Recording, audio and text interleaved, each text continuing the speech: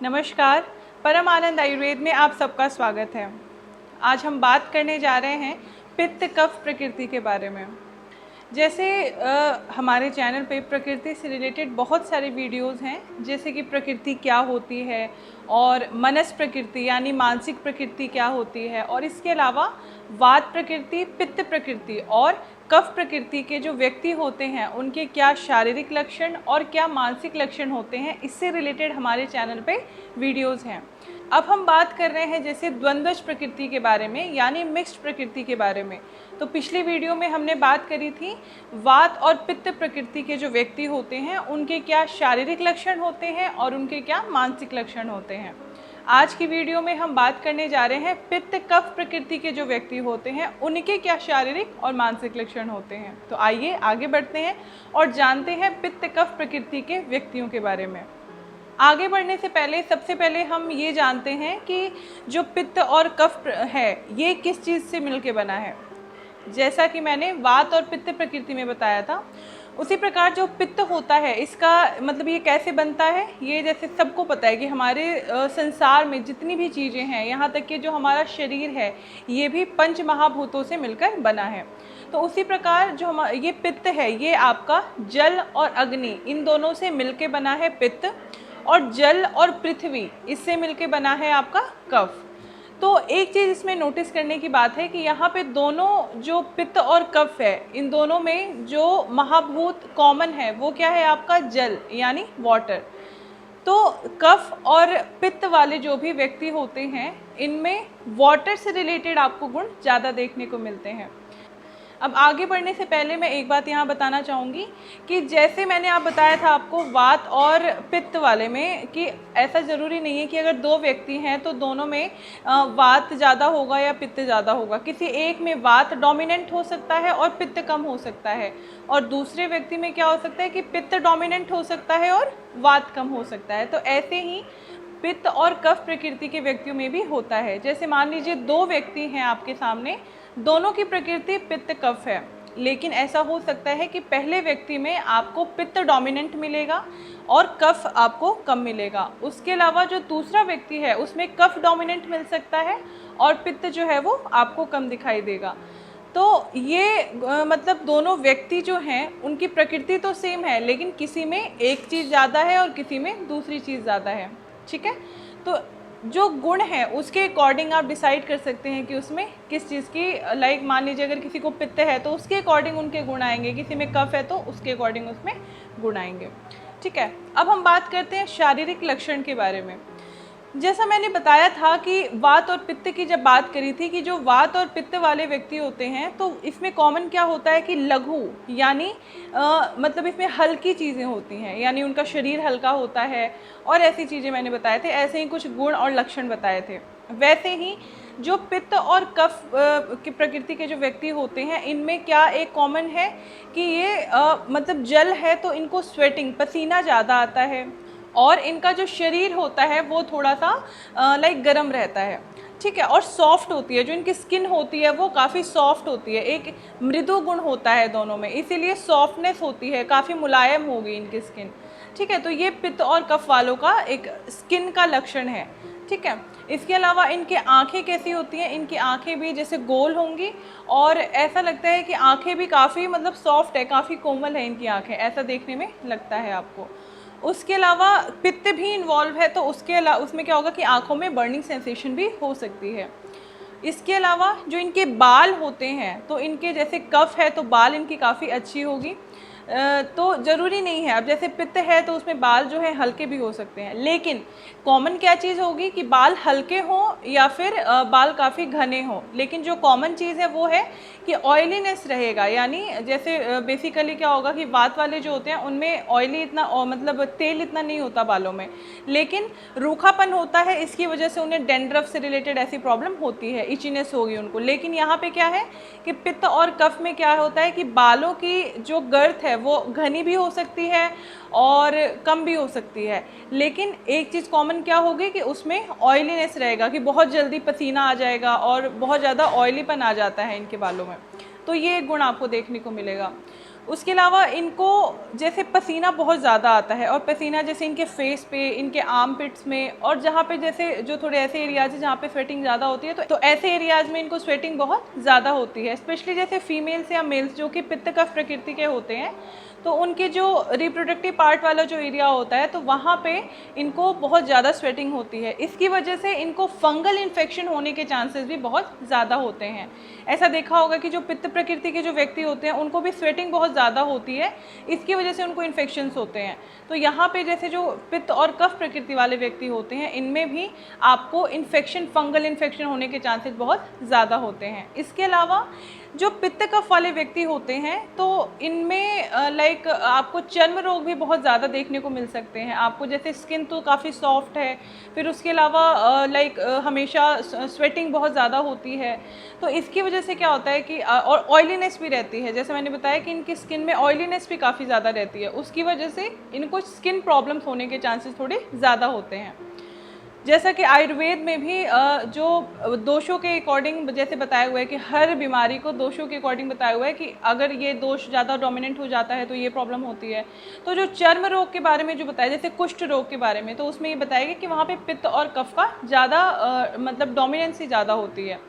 तो इसी प्रकार जो पित्त कफ प्रकृति वाले व्यक्ति होते हैं, तो इनमें चर्म रोग होने के चांसेस ज़्यादा होते हैं। इनको कहीं कट लग जाता है या फिर इनको कोई घाव हो जाता है, तो वो थोड़ा हील होने में समय लगता है। और कई बार अगर उसमें इन्फेक्शन हो जाता है तो पस फॉर्मेशन भी हो जाती है जो पित्त कफ प्रकृति वाले व्यक्ति होते हैं। तो ये इनके शारीरिक लक्षण आपको दिखाई देंगे। इसके अलावा जो पित्त कफ प्रकृति होती है, ये तीनों द्वंद्व प्रकृतियाँ, यानी जो तीनों मिक्स्ड प्रकृति हैं, उसमें काफ़ी अच्छी या बलवान कह सकते हैं। क्योंकि जैसे कफ इन्वॉल्व है, तो कफ वाले व्यक्ति कैसे होते हैं, थोड़े स्थिर होते हैं, और जो उनकी एक मतलब फिजिकल अपीयरेंस होती है वो काफ़ी बलवान वाली होती है कि काफ़ी हिष्ट पुष्ट होते हैं वो।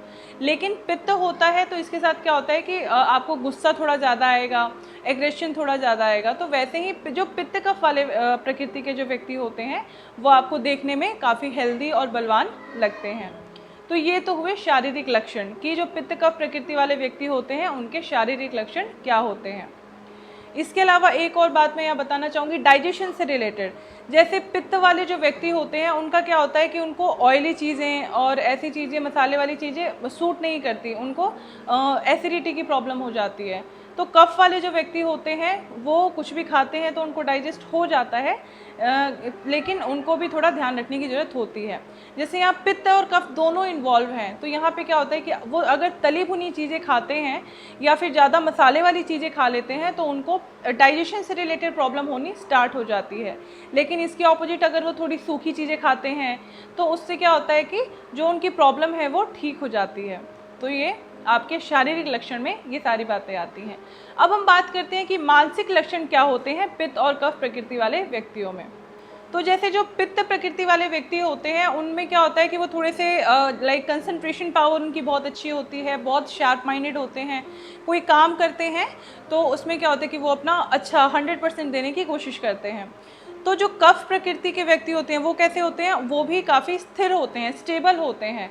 तो जब ये दोनों प्रकृतियाँ, जब ये दोनों चीज़ मिल जाती हैं, पित्त और कफ मिल गया, तो क्या होगा कि ये जो पित्त और कफ प्रकृति वाले व्यक्ति होते हैं, ये कोई भी काम होता है तो ये उसको बहुत अच्छे से करने की कोशिश करते हैं। जब तक वो काम कंप्लीट ना हो जाए तब तक उन्हें संतुष्टि नहीं होती। क्यों? क्योंकि जो कफ है वो स्टेबिलिटी लेके आ रही है, और पित्त से क्या है कि आपकी कंसंट्रेशन, ऑलरेडी आपकी पित्त है, मतलब पित्त इन्वॉल्व है, तो वहाँ पे कंसंट्रेशन काफ़ी अच्छी है। काम करने के लिए जो एक शार्पनेस चाहिए, कंसंट्रेशन चाहिए, वो काफ़ी अच्छी है। तो ये जो पित्त कफ प्रकृति के जो व्यक्ति होते हैं, ये अपना काम 100% करने की कोशिश करते हैं, और जब तक काम कंप्लीट ना हो तो ये काम को करते रहते हैं। तो ये एक इनमें गुण आप देखने को आपको मिल सकता है।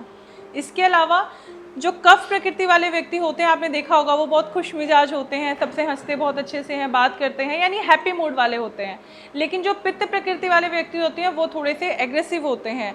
तो जैसे पित्त और कफ दोनों इन्वॉल्व है, तो ऐसे व्यक्तियों की कैसी प्रकृति होती है, जैसे ये बहुत खुशनुमा होते हैं, बहुत हैप्पी इनका मूड रहता है। लेकिन अगर किसी बात पे इन्हें गुस्सा आता है तो ये बहुत ज़्यादा एग्रेसिव भी हो जाते हैं। तो तो ये भी एक लक्षण आपको देखने को मिल सकता है ऐसे व्यक्तियों में। इसके अलावा जैसा मैंने नींद के बारे में बताया था वात पित्त वालों में, कि वात और पित्त दोनों चीज़ें हैं। जैसे वात है तो ऐसे व्यक्तियों को क्या होता है कि नींद बहुत कम आती है, सपने बहुत ज़्यादा आते हैं। तो यहाँ पे पित्त और कफ है, तो ऐसे में क्या होता है कि इन व्यक्तियों की नींद बहुत अच्छी होती है, ये जितनी देर भी सोते हैं बहुत अच्छी साउंड स्लीप होती है इनकी। इसके अलावा जैसा मैंने बताया कि जो ये व्यक्ति होते हैं इनकी कंसंट्रेशन काफ़ी अच्छी होती है, तो ये किसी भी काम को करते हैं तो बहुत ही स्थिरता के साथ और कंसंट्रेशन के साथ करते हैं। तो ये कुछ हुए इनके मानसिक लक्षण। अब हम बात करते हैं कि इनको किन किन चीज़ों का सेवन करना चाहिए जिससे इनको कोई प्रॉब्लम ना हो। जैसे मैंने बताया था कि जो वात पित्त प्रकृति के व्यक्ति होते हैं उनको मीठे रस का सेवन करना चाहिए, तो वैसे ही जो पित्त कफ प्रकृति के व्यक्ति हैं इनको कैसे तिक्त यानी कड़वे रस का सेवन करना चाहिए, यानी ऐसी चीज़ें जो कि थोड़ी स्वाद में कड़वी होती हैं।